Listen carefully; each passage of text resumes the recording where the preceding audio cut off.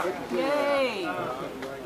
Before we Let's see what this guy's got to I want to say. acknowledge a couple of people that have been really instrumental in assisting us and cooperating with us in the Soberanes fire. First, Chief Greg Curry from Cachagua Fire.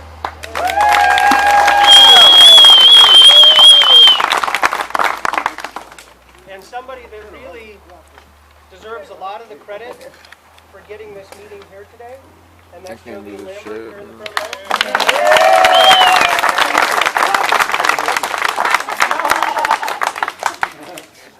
My name is Bill Murphy. I'm the Public Information Officer for CAL FIRE Incident Management Team 4.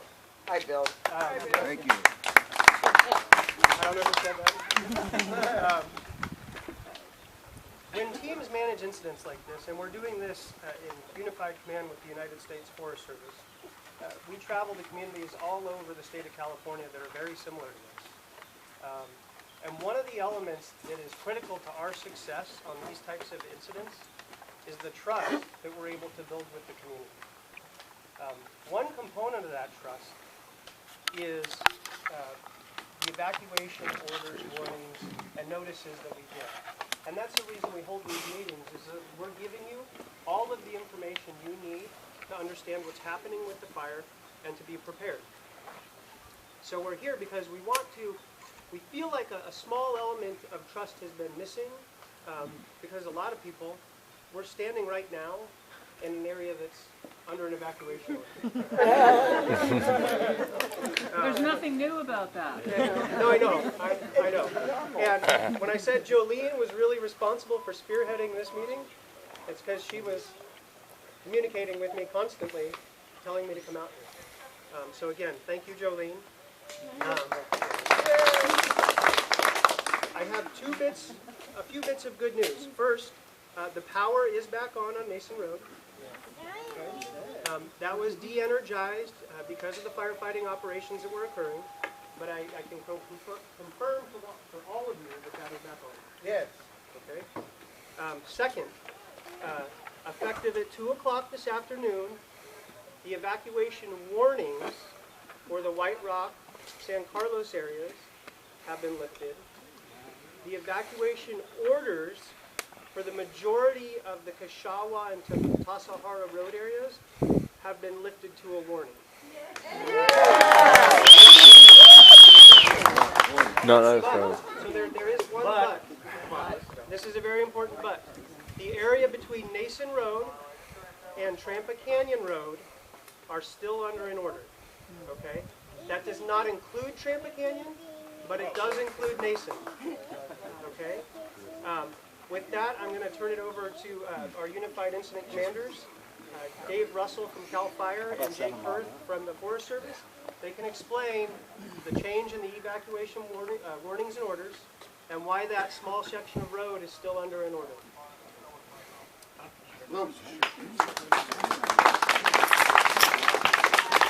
So, Dave Russell, I'm with one of the Unified Incident Commanders with Team 4, and this is one of my counterparts. There's probably about 7 of us in the command post, but Jake Hurth. We're in Unified Command with the Forest Service and the Sheriff's Office. Real quick, before I get to that, I'll give you an operational briefing of the whole fire and bring it down specifically. I realize you probably all care about your neighbors in Big Sur, but we'll finish over here where we're at. But for the most part, the fire is looking really good. They've done a lot of work in the last couple days with the Marine layer, specifically on the coast. One of our challenges still is down in the Big Sur area, right here, where we're trying to develop strategies. We have 3 strategies we're looking at, but to tie this off right here, to minimize the threat here. Just as important, we set objectives and we prioritize our risk. Of course, property and human life are right there at the top. So our priorities are down here in Big Sur, and of course up here with you folks here in the Tasahara area. So looking good all around Carmel Valley. So where we're at, the smoke you see. So it's a firing operation that it started probably 3 or 4 days ago, moved around through with great success.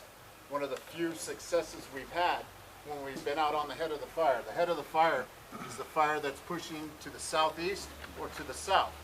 We tried multiple times interior further to the north to keep constructing what we call direct line right where we're on the edge of the fire with minimal success. As you can see with some of the lines that we had put in when the fire crossed, there's a lot of reasons for that, and a lot of reasons we can't control, and you folks live it every day. And number one is the drought and the number of years that has affected this area, and the fuel moistures in the brush and everything. So we had to back up. We had to move way back, give us time to put the lines in. A lot of you have seen the indirect lines that may be happening on your properties. Hopefully we're communicating with you when we come through and put these indirect lines. That does not mean if we're putting a line in that we're going to use it necessarily, because we're still looking, as you can see, one of our indirect lines runs all the way down through here, way out of the fire zone, but we're continually, daily, trying to find areas, that's what these lines are, trying to cut the head of the fire off, and we can get you back in your homes. So, with that being said, things are going fairly well here. We have some areas to clean up. What we call this right here is a shoulder of the fire, okay? So we've been going along the flanks, firing. Once we turn this corner right here and secure our division Juliet, which is what we're seeing right out here, that's when we can start looking at, when we feel this is secure, that's when we can start looking at lifting evacuation orders and warnings. We're having some good success, so that's why it went from the order to the warning. Make sense? Yeah. So with evacuations, so that's kind of the operational update there. Just stay on the topic of evacuations. We've heard your concerns. We hear it loud and clear.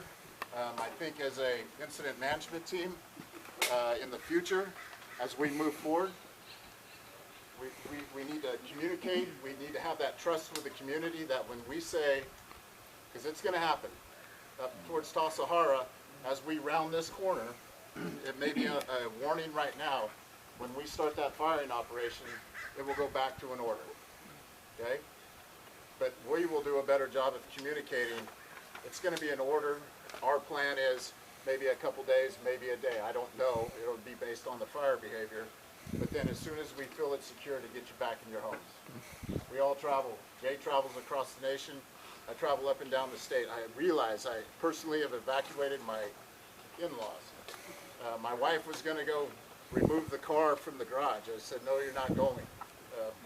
I was the one who initiated, with the help of the sheriff in that area, the evacuation. So it was pretty serious. We ask you, when we do change something to an order, I realize you don't want to leave. But with the roads around here and the amount of fire apparatus we have to move in and out, to safely, to get there quickly, heed our orders when we give the order. That's all we ask. And we'll do a better job of communicating that duration of time. Any questions? I know I'm not supposed to ask that, but... I've got one on the backfire that depends on saying on the other side of Tennessee. I don't know exactly... What's the question, please? Oh, He's asking what... go ahead. excuse me, if the backfire was on the other side of Hennigson's Ridge. So now you're saying that right now we're on warning, Yep. but in the next day or two you're gonna, because y'all are bulldozing through my property up above James School. Yes. So I don't know, so in the next day or two, you might or might not backfire, and then I would be on lockout, right? We will... In the, to be on lockdown. I had a girl. As we move, we have a contingency line that we are pushing to the south. That does not mean we're going to use that. When you get down towards the Tasahara Road, down there, we're looking at these different options. Once our operations chiefs come in the evening and tell us where they're going to go, then we will know exactly where those warnings and So, orders but will go. y'all don't tell us before you backfire, you tell us after, right? We can help communicate that stuff, Bill. yeah, and I can address that a little bit. To date, we've had 7 community meetings. The challenge in particular for us is that, again, right now we're doing a community meeting in an area that's technically under an evacuation order, right? So it's a little bit of a challenge for us. But we had 2 meetings specifically where we talked about the firing operations, particularly as they related to this area. But again, we recognized that a lot of this community was still out here. And that's why we're here today. we're not. Where'd you have a meeting? It's at, they were in the village at Larson and Soberanes. I'm not being critical, I'm just looking at, y'all got bulldozers on my property, and it's like, well, when are you gonna backfire? And it's like, we don't know, and it's like, that's okay, do what you need to do, but, I'm not gonna leave home, you know, in case I can't get back. Sure. And you're saying you don't really know, it could be a couple of days before you can know that. Yes. Yes. And Today's a critical day for us in this area right here. Just if we can turn the corner there, secure this here, then we will know where we can move forward. We can't work in one area, especially when we're dealing with a fire and operation. We have to safely and under control build that line from there. So Right, and believe me, y'all are doing a great job, I didn't mean to be critical. No, I got so excited when you said it's a warning, but tomorrow it might be mandatory, so. I'm wondering if you could please inform us about backfiring on CAL FIRE reports that you have twice a day. That would be great. we can certainly. we can look into that. I can't tell you 100%, but something we can consider. Because I know you brought up the question at the community meeting the other night about the notifications and lack of phone lines up here. So we'll consider that. Can you maybe explain a go and no-go checklist? The fact that we have to have the right conditions. Yeah. So we have to, like probably my whole career, I've learned lessons the hard way. So have other people. And so we, anytime we do a firing operation, whether it's, I don't necessarily call it a backfire, it's terminology, but burning out the fuels that gives us the upper hand, is our folks out here on the line, they have to develop a plan. There's a plan that is developed. They're doing it right now. They do it daily. And that plan, we have to have a starting and stopping point, somewhere to where we don't let fire get out of control that we're lighting. So we develop this plan daily, or it may be a multi-day plan. But part of that plan is a what we call a go, no-go checklist. So they look at weather, they look at the values at risk, and they have to do a test burn. And so some of that is dictated why we don't know exactly. They may get out here. We try to set, when we burn, we look for the appropriate humidities. We don't want to be lighting fire with a 40-mile-an-hour wind and 5% humidity, right? That's going to be trouble for us. So we utilize the weather, everything before we start the firing operation. So sometimes, like early on in the incident, our window to burn to get out ahead of this in a 24-hour period was 3 times a day for 1 hour during those periods of time due to the marine layer pushing in, humidity's too low, just different factors. And just a little follow too. To be clear, for the Cachagua area, this area right in here, the majority of the firing that was or is going to take place, the last bit of that is actually taking place right now. Yeah, I heard them Right? That's why we've lifted the order for majority of the area, and this small section is still under an order. And that's all on this side of the river? Yeah, that's on the far side. This is what they're working on right now, and then some of the stuff through here.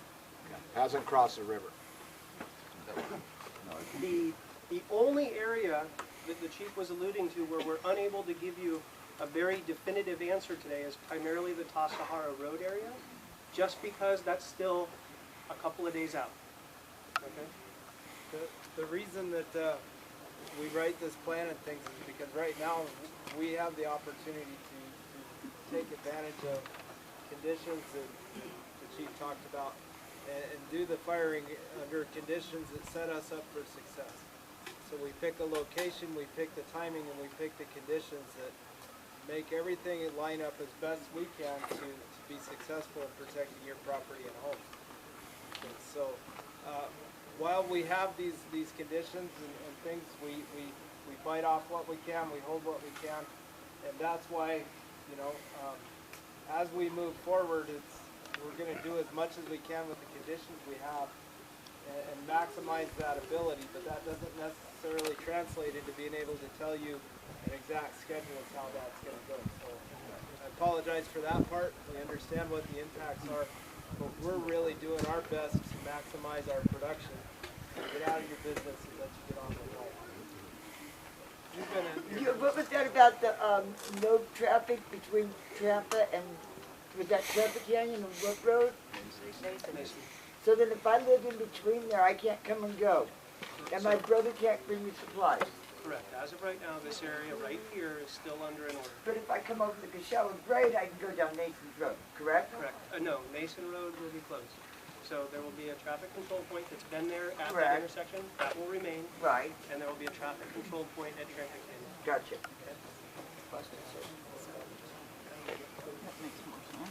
We have a number of residents that are still in trailer parks on Mason Road. Do you have any idea when they will be able to go back and forth on Cachagua Grade to work? So therein again lies that challenge for us. Right? Any like ballpark idea? Right. The chief actually, our operations chief is here, and he was going to provide just a brief update on exactly how that firing operation is going. Okay. I'm Steve Clark. I'm the Operations Section Chief Trainee for the Carmel Zone. So this morning when I gave the direction, what we were going to do today was we were going to fill in the gap here and bring fire down so we have a nice black line at the India-Juliet break. And that way we have black currently all the way around the west side and the north. This is looking really good and secure all the way down, and we want to make it secure to the break. And then today's mission would be to bring the fire from the dam north past Princess Camp, tying it into that break. So we'll have a nice buffer of burnt material that the fire can't make a push into the communities. And right now, they're getting pretty close. They're working their way to the north. They got the clear air to start using the helicopters, and they should be able to make that happen. The burn window today was sooner than it was yesterday. And I would believe by the end of shift today, they should have fire and have that area burned out. When do you So it's gonna anticipate get moving closer to the tonight. south, Tonight's gonna be tight. southeast, farther down that line? You should get power.